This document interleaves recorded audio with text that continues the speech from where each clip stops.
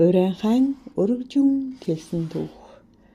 Долоо дахь хөвгүүн домж дорн зүгт мордсон нь. Гал луу жилийн цагаан луу сарын их тэргэл сарнаар газар дэлхий дэлгэнэж, үртэй бүхэн үржиж, үндэстэй бүхэн дэлгэрч, сав шим ертөнд саган дэлгэрэх цагаар Сэцэнбаатар ханид нуган сайхан үрн төрөх хоног дөхөөгүй төө тоо дутуу байхад хатан их нэралахаар хатуурч өвдөж гинэ залаач эмгэнийг залахын завдал өгүүлгүй өвдөж юугүй гарах гээд олон олныг сандаргаж гин ойр хавийнхныг дуудаж гин өдөр хоногч болоогүй өчнөө сар дутуу байхад би давхар хатантан битүү өвдөн шаналж гин бэхтэр морхон зүүдэлж гин урагш хөдлөхийн зургүй усан гарц сандрахад дарилэг Сэцний ихнэр дарахад удмын бүсгүй дагуулж илж барьсаар хөвгүүн сайхан үрийн алтан амийг аварч гин ач тусыг үзүүлж гинэ. Хөхүү сүгэн амлуулж хөх тэнгэрт мэдүүлж гин усгүй их өвдөж ураг дотроо хатуурж их хүү хоёул эндхийн даван дээр алтан амийг нь аварсан ачтан сайхан хүнээсээ алдар нэр хайрал гэж хөдсөн нэхийг барьж гин хүндлэл юуг үзүүлж гин хөх тэнгэр хөлгөлсөн хүлэгч унаач ихтэй хүний өөрийн гихгүй хүн чанар сайтай долоон үеэс удамсан домж сайхан удамтай хотгор нуурын уснаасаа хорвоо дэлхийд өргөж цагаан нуурын уснаасаа цалгиж халгиж өргөдөг хар ус бишээ хатан голын сүүгэж өргөдөг долоон үеийнхээ домж удмын буйнаар өдөө зэрэгт явна өчнөн амийг аварлаа.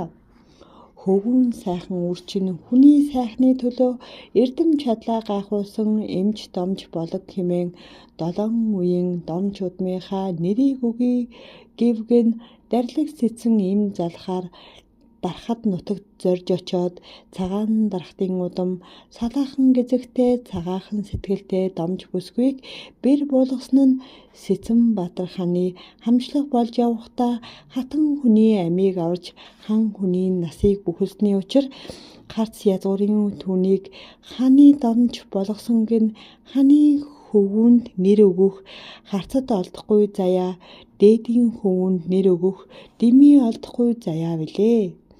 Охид олонтой домж хөвгүүн үрийг бэлэгшээж домж гэдэг нэрийг хөх тэнгэрт мэдүүлэвгэн Сэцэнбаатар аав нь шинжиж хүүгээ ажаад цэврүү бага насанд нь сонжиж хэдэнтэй сороод элд сэлэм зөрүүлэх Баатар эрдэмд шамд гисэнгүй энгүй олон тустай домчин эрдмийг мэдгэвгэн.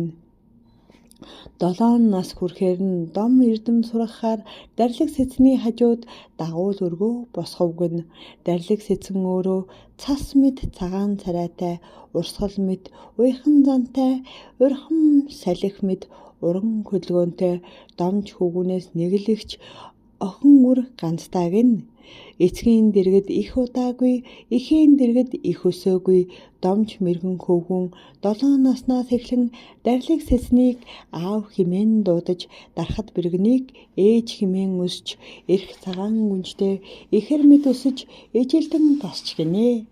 Эдэр насанд хүрэх үед эцгийн зарлиг ёсоор өндөр тэнгэрийн үгийг дагаж өвөг дээдсийн захиасыг биелүүлэхээр харийн нутаг явахдаа дарилэг Сэцэн аавдаа мөргөж дарахад удган ижидээ сүгдөөд үрээсээ ялгаагүй өсгсөн билээ өврөөсөө салгалгүй тэрсэн билээ өвлөх их ухааныг заасан билээ эдэр цагаан гүнжтэйгээ ихэр мэд өсгсөн билээ ижилдсэн үрсэн дассан билээ хаан сайхан аавдаа хэлээд хатсан сайхтай сайхан ээжтэй мэдүүлээд бэрийн сүв тавиулж орхиод харийн нутаг явмаар байна гэжээ дарилэг Сэцэн.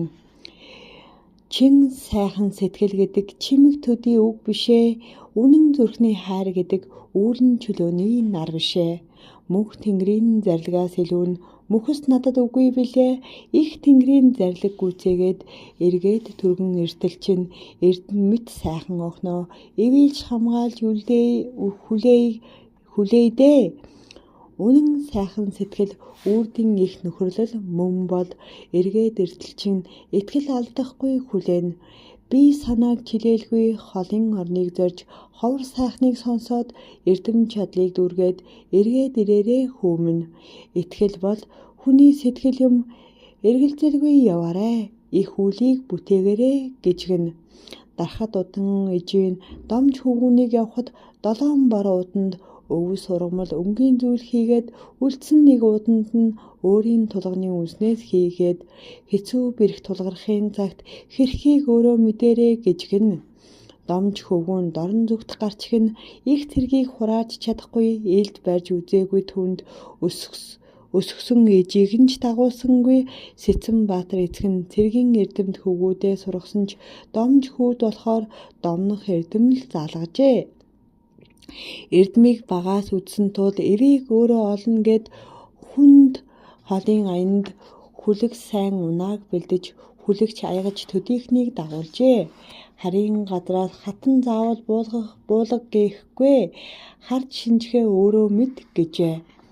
Сэцэнбаатар эцэг 9 сайхан хөвгүүнээ эдэр 9 хүйтнээр ийш тийш хилгээхт нь хүү үрсийн хүчийг үзэж хөвгүүн үрсийн хавыг сорж эдэр 9 хүйтнээр ийш тийш хилгээж байгаа эцгийн санааг ойлгож байна.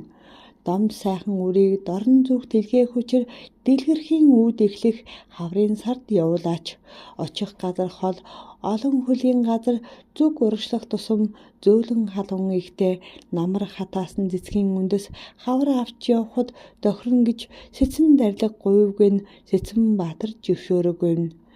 70 хар уусыг даваад 70 гол горхийг гатлаад 4 сарын газрыг туулаад дөмөг холын аяныг баараад их мөрний хаяа дагаж элс шавраар гэр хийсэн эсвэл газар ухаж орсон өв сургамал загас жараахай өрт хорхоогоор хоололсон дорд ядуу олныг үзээд домж хүү сэтгэлээр унавгэн.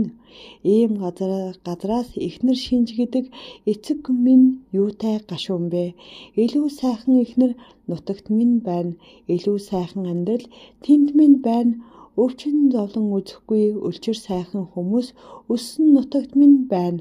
Уужим салхи тэнүүн тал уул их толгод хүртэл нутагт минь байхад шавар гэрт хонож шавж идэх сайхан гэж үү? Санаанд минь өрсөн ханаа санан явхад салсан замын үзүр хаа хүрхийг үл мэднэ. Зовлон толны зовлон харж зорьсон сэтгэлийн урам хуурвгэн.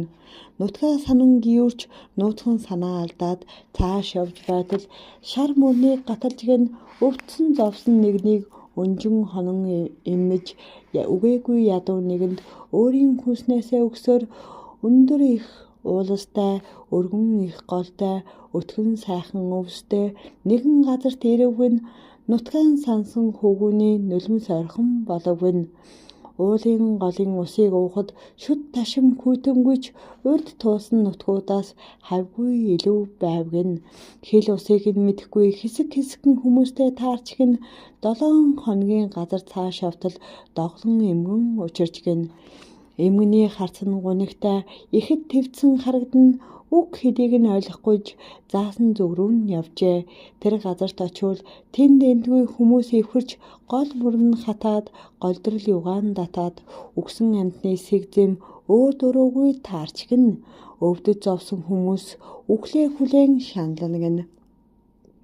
Домж хөвгүүн харамсаж гэн дотор сэтгэлдээ зовж гэн дарахад удан ижийнхээ дайж явуулсан эмнээс өвдсөн олонд барьж гэн өвс ургамлан дуусч гэн сүүлчийн уутыг задлахад зөвхөн үнсэл гарч гэн өөр юм үгүй тул үнс зураад өгвөл уруул ам нь омголдож улаан ирээнээр зуурсан дотор халуун ихтэй усыг дорн намдааж гэн их олныг эмнэж гэн эдэж уух хомсдож гэн үгээгүй ядуу тэр хүмүүст өөрийн хаан гэж алга гэн өрөөлд өгөх өргөлж алга гинэ. Ган гачуул нүүрлэж газар ногоо нь хатаж гол усан ширгэж голдрол югаа татсан энэ газраас эртгэн буцах эрсгэн шийдийг хүү гаргажээ. Өвөл нэгийг үзэхдээ хавар хоёрыг харлаа. Хавар хоёрыг харахтаа намар гурвыг үзлээ. Зум бол 6 тарлаа. Ийм л өөр газар юм эргэх уйлрал нь сонихон юм. Шар мөрнөөс цааш явхад шаналсан улс тасарсангүй өв сургамал төлж өөрийн чадлаар домнов гин. Улам цааш яваад уусын оронд очлоо гин ингэр цайтал ургасан цагаан өнгийн цэцэгнээс эдсэн мал бүхний элгэн задарч өгөв гин. Уужин баялаг хэдийч уул их хархан тайж хорт муу өв сургаж хор зуусан хүнэл үлдэж гин. Унаа хүлгээсээ салж гин улам цааш явж гин ган гачуул ихтэй газар нь хүртэл хагарч галав юулсан аятай гамшигын орон хүртэл таарчээ 60 хүрсэн чавганц харсангүй гин жаргал суугаа буурал үтсэнгүй гин үгээгүй ядуус үхэж байгаа нь өндөр тамын орон мэтгэн байгаа газараа багшир суугаа нь баасан шавсан батхан мэтгэн ийм газараас эхнэр бүхэл эдээ ундаа олдоход бэрх үүнээс цааш явах хэрэггүйгээд өтөр нутаг буцав гин. Өтөр түргэн буцахдаа үгээгүй ядуу олныг үггүй орхиж чадсангүй гин өөрийн минь нутагт өв сургамлаар имхийхтэй хөндөй гэр барьж хөх шавар түнжөөгөөд хавар болохын цагт хатааж авдаг учиртай харин та нар эндээ хар нүх ухаад хааж хөндөй сүйдэрлээд хатаж хөхрүүлж ав гэд хамаг өвчнөө даргаж зааж хэлээд эргэж явж гин захид сургаад буцаж гинэ. Домч хөвгүн инхүү хамгийн түрүүнд ирвгэн дорн зүрний сонныг халуун бүлдээ ярвгэн аян замд үтсэн хамгийн хэцүү нь юу вэ гэхэд зовлонтын газар зовлон үзээд зовсон олны царайг харах хэцүү юм. Үгээгүй олон үхэж байхад өгөх эмгүй байх хэцүү юм. Тэнгэрт нь нисэх шовөө үгүй, усанд нь сэлэх жарахаа үгүй, ургамалд нь дурлах амтан үгүй, үнэхээр хэцүү юм гин.